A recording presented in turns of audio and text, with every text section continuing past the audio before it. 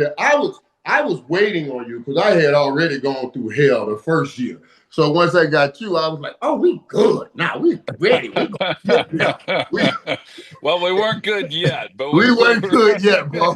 And then we did what we did, winning the Super Bowls with my boy who's joining us right here in the locker room right now. Hey, joining me right here in, you guys know what I call the locker room, is the guy that led our locker room. And since this documentary is coming out, I decided that it would be good if we can just chat with the main man, really, in the documentary, especially on the football field. And that man is my quarterback, number 8, Hall of Famer, Troy Aikman, joins the locker room. Troy, thanks for dropping in for a minute, man. Oh, Hey, man. how are you doing, brother? And are you on the road? I am. Yeah, no, I'm doing great. It's awesome to be on. So, anything you ever want from me, I'm there. Yeah, I'm on the road. It's here we are. It's time to kick it off again. I know you're excited about the season. I know America's excited about football being back, and I'm here in New York right now for some NFL meetings. So, yeah, looking forward to it. Troy, man, I was on social media the other day and people was talking about like how hard you work out. Like, and people always mess with me about my workouts. And I'm like, we're two old heads, but we believe in getting the work. It's funny to me to see and look around, like the guys that we played with and how many guys are still around and still working out. It's kind of embedded. You look at DJ, it still looks good. A lot of Yeah. the guys that were our guys, that workout thing is stuck in our head and we can't get it out of it.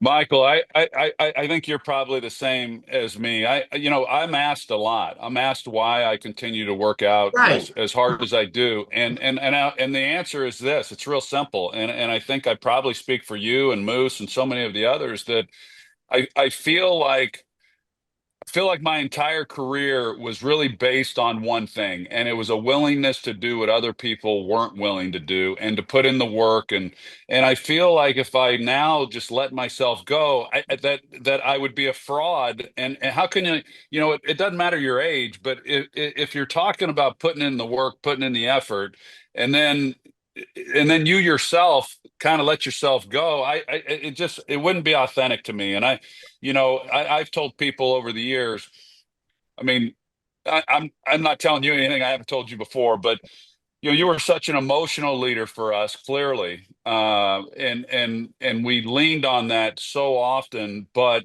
the other part of that was you were the hardest working guy, and so for you to continue to do that and be an example for so many people as we've gotten older is incredible. I mean, you're as authentic as they come when it comes to that, and I've tried to live that as well. And I think so many of our teammates, it really explains why we were as good as we were during that time. Right. And it says, okay, this is not, it became something no one needed to make us do. This is what made us feel like us. Like I right now, if I don't work out, I don't feel like myself. I don't feel Yeah. like you don't feel like I don't walk around with the confidence that you walk Yeah. around with. It Yeah. affects everything you do. And Roy, you look good. Don't ever let them change you. I get guys always asking me about, man, you working out so hard, walking around here. Dude, stop. I'm not just gonna look old and be like, Yeah. we're not doing it. Well, and I don't know if the other part of it for me, Mike, is I'm totally into this biohacking. I mean, I do Me sauna, too. red light, cold plunge, hyperbaric. I will not compromise on my sleep. I drink a gallon of water a day. I mean, it's gotten borderline obsessive to where and that requires several hours in your day. People say, "Hey, what do you do in the off season?" And I'm like, man, I don't even really know other than all this other stuff that's going on, so it eats up a lot of your day, but it's worth it. And it keeps your body going, Roy. Yeah. But Roy, I saw you the other day talking about someone on a documentary. But then I don't know where did I get calling you Roy from? Like it was just And everybody called you Troy, Troy.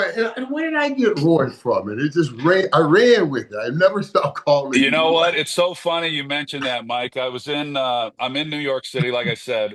We've got a new director at ESPN this year for Monday Night Football, and he was my director my first 10 years at Fox. And he called me, he would call me Roy as my director because he heard guys like you and others that I played with call me that. So that was what he always called me.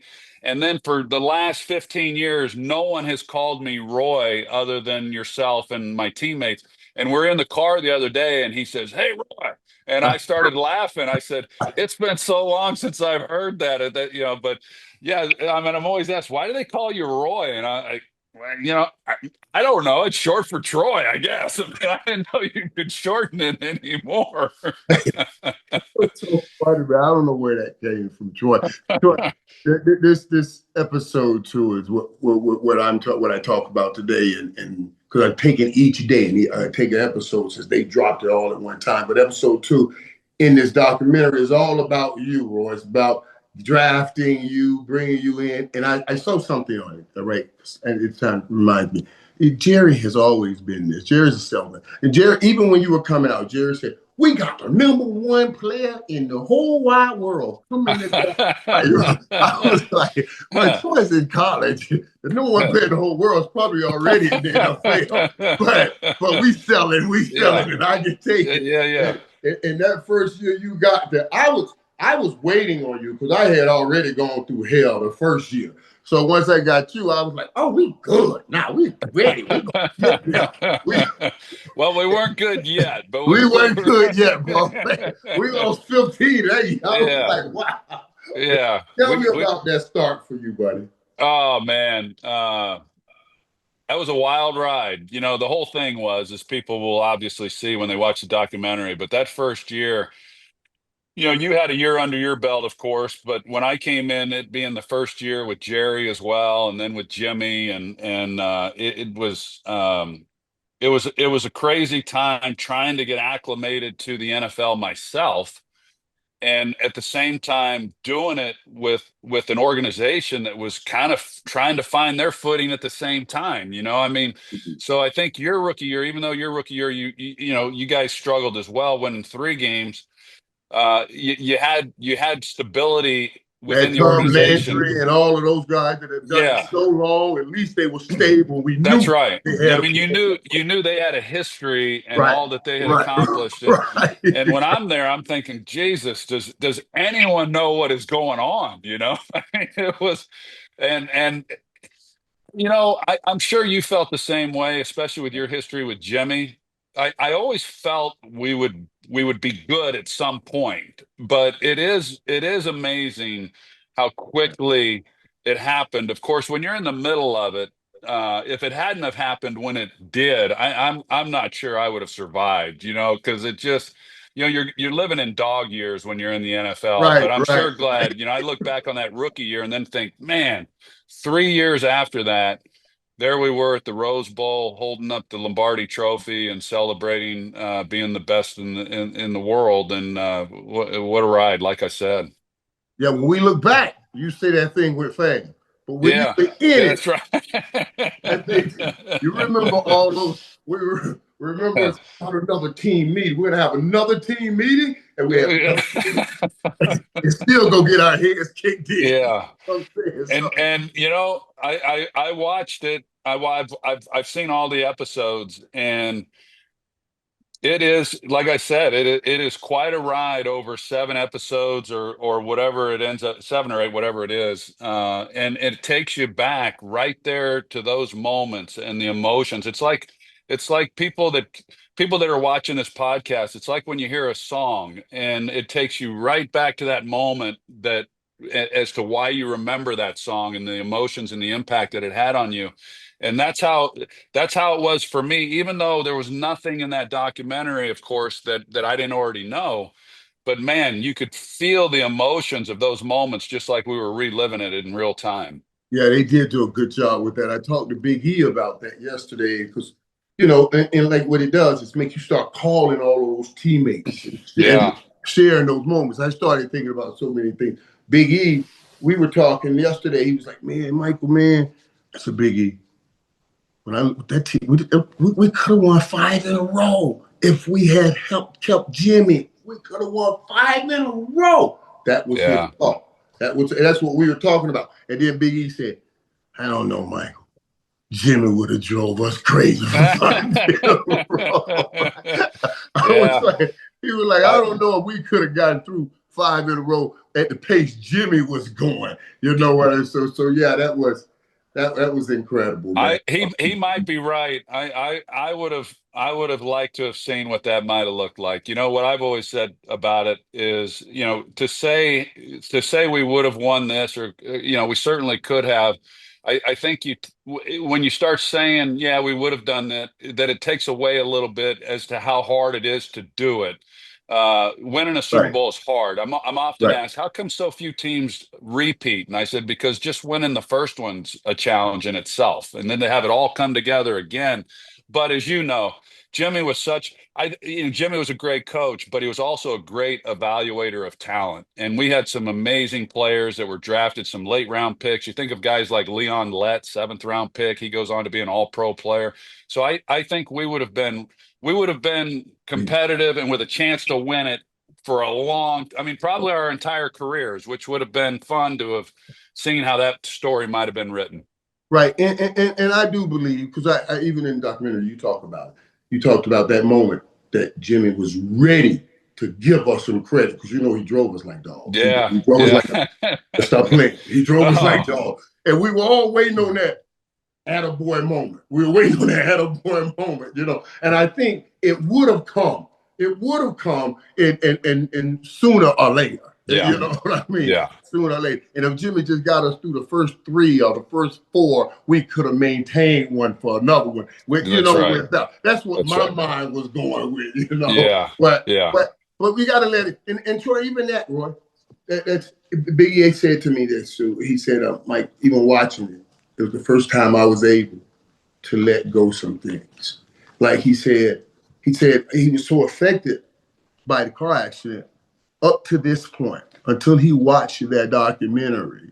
He was just affected by it. And there's a lot of things that went on. You think about now, you go back, and I was like, wow, man, wow, we were young. yeah, We were Jimmy had so many players coming in and out of there. You didn't know. I don't care if you were first pick, last pick, if you were going to be there the next week. We watched them. We watched so many people walk in and out that door. You yeah. know?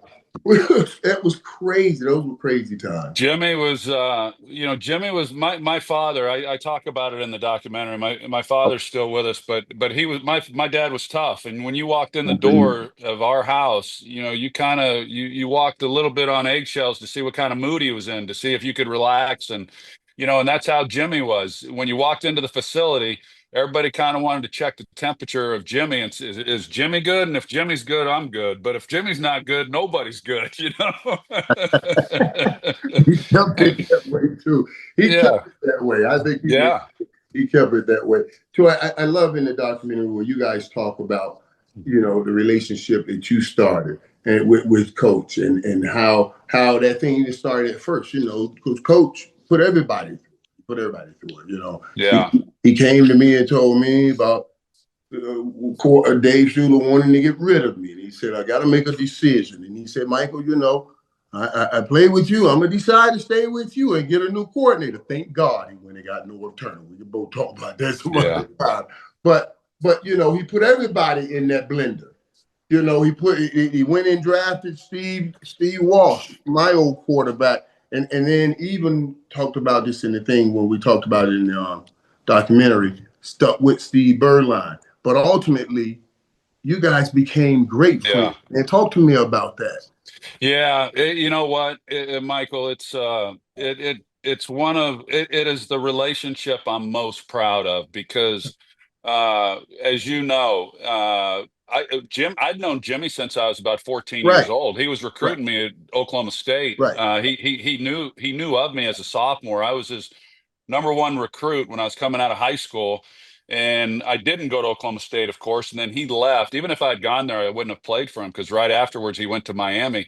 He recruited me in Miami. So I'd known him a long time. And then I get drafted by him and I was excited. And then when they made when they brought in Steve Walsh, it affected our relationship. And then with us not winning, it affected everyone's relationship with him. But there were times it was such a bumpy road early that we went through stretches where we really didn't even communicate. We didn't talk much at all.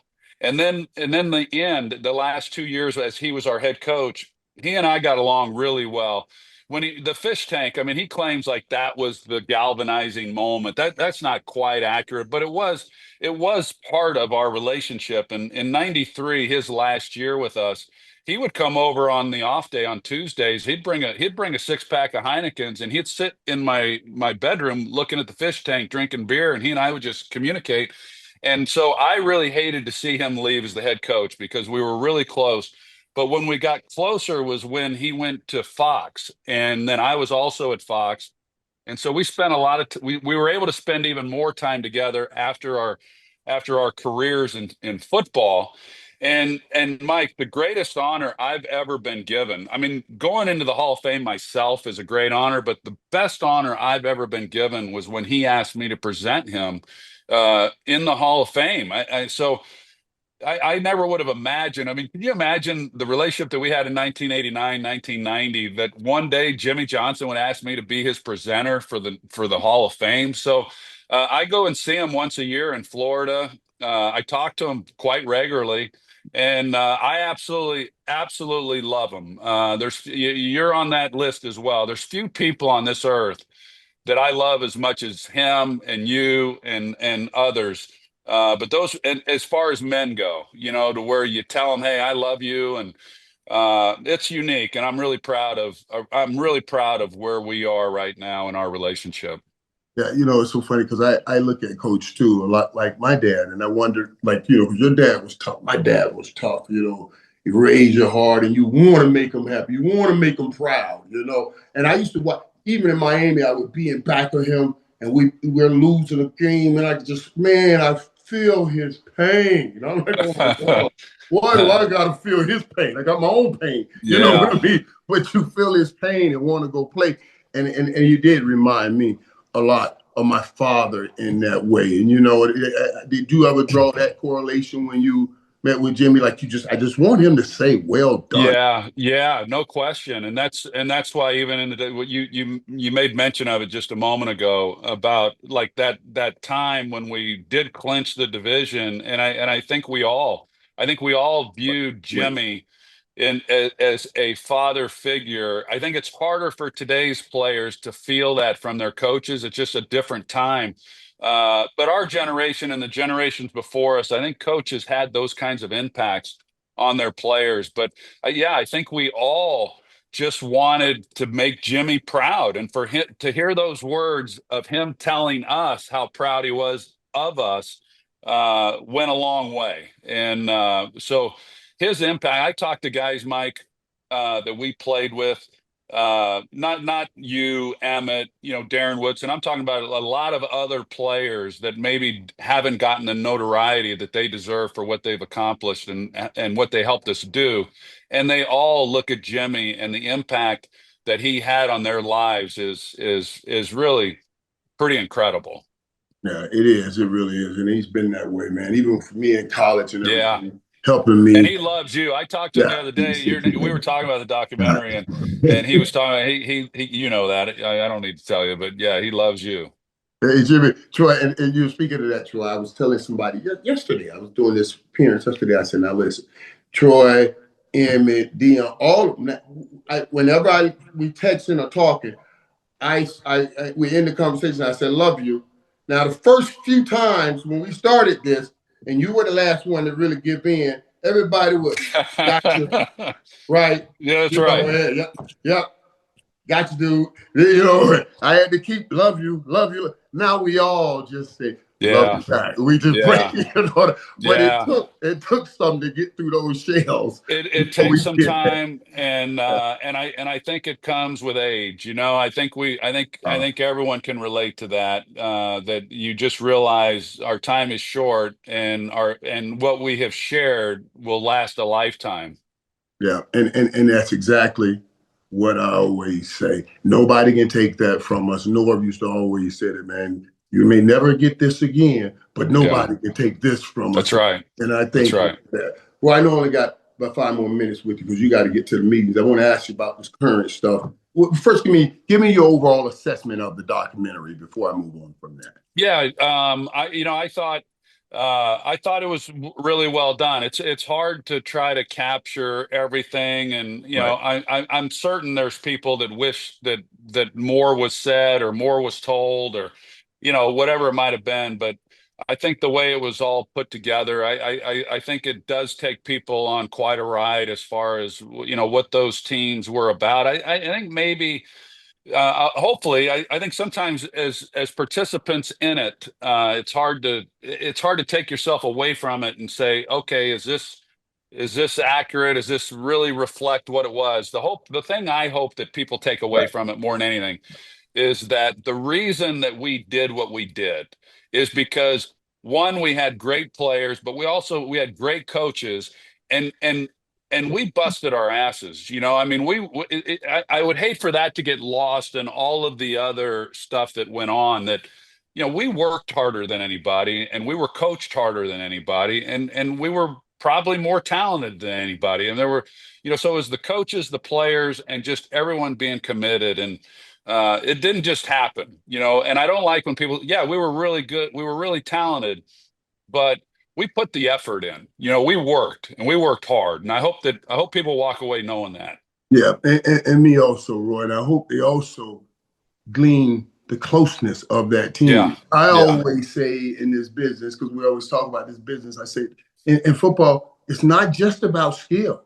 It's also about your collective will. And that's what I That's think right. that's what carried us, that collective will. We knew we had everybody that can count on each other, and it made a difference. And I think that's a little something that's rare in today's game. You got that like in places like Kansas City, and they're trying to build that That's right. like New Philadelphia, but I think it's real rare in Yeah. the game. And Yeah. speaking of the game, let me get a few things. Let me just ask you right fast about this now, because I'm gonna say this to you, Roy. I feel I remember after that hotel thing, right? I was never the same. I was never the same. You just feel like something Yeah. taken away, Yeah. and it was just never the same.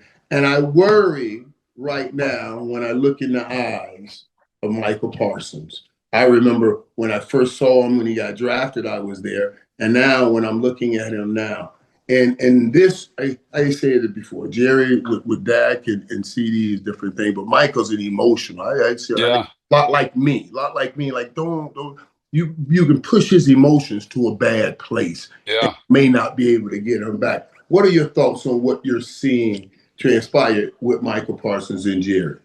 Yeah, no, it's a fair question, and you might be a little closer to it than I am. So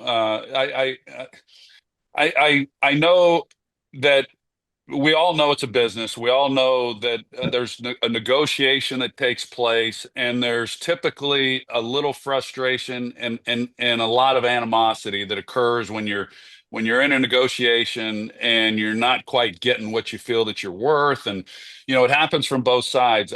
My hope usually then once you sign, then I think a lot of those bad feelings go away and you realize, that was just all part of the process in getting to this point. My hope is that they haven't gotten to a point that's irreparable. That I can't imagine Micah not being with the Cowboys. I mean, you just don't let those type players leave your building.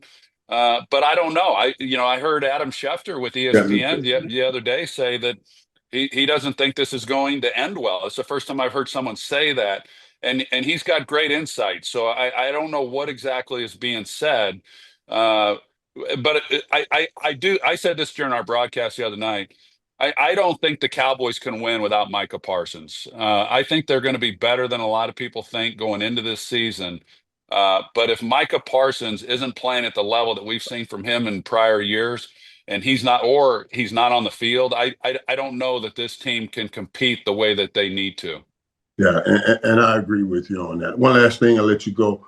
Shador Sanders, I know you've been watching that because Yeah, you prepared for the season. Your thoughts on how Joe Flacco's being named the starter? I think he should be named the starter, but right. your thoughts on that situation in Cleveland?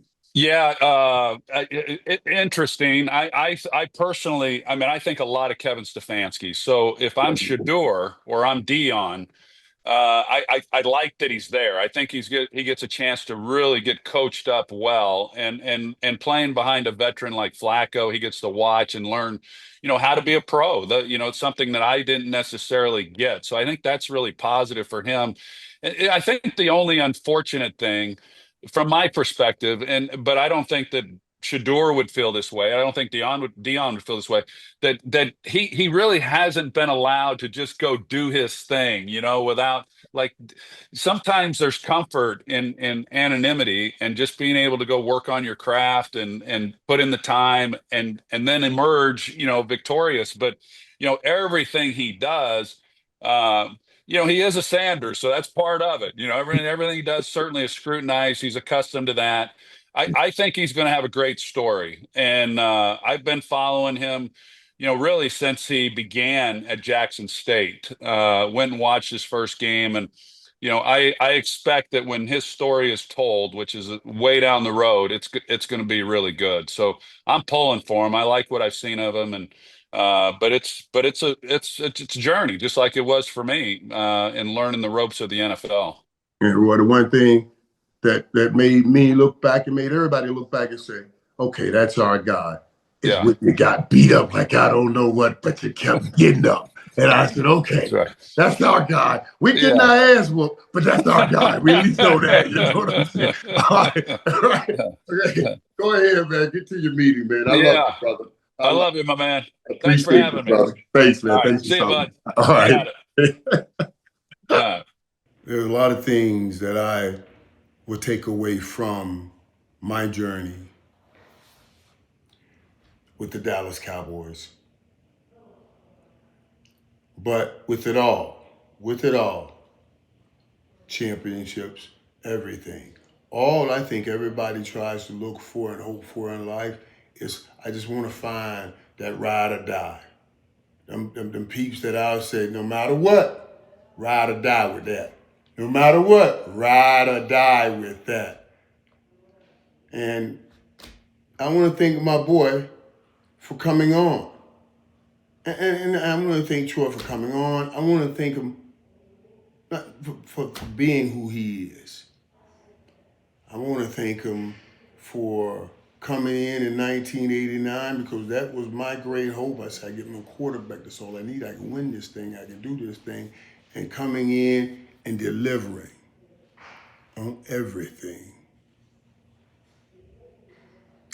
Most importantly, I want to thank him for being just a great friend,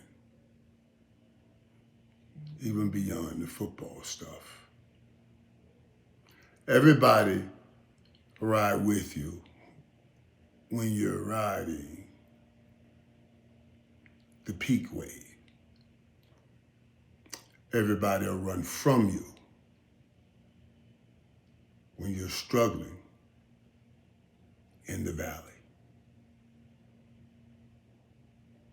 We don't talk about it, and we didn't talk about it. But ride or die means I'm going to ride with you when you're on that peak wave, but I'm going to come and hold you, be right beside you, tell you I love you. Even if I don't support what you did, I'm supporting you. I want to thank him for always supporting me.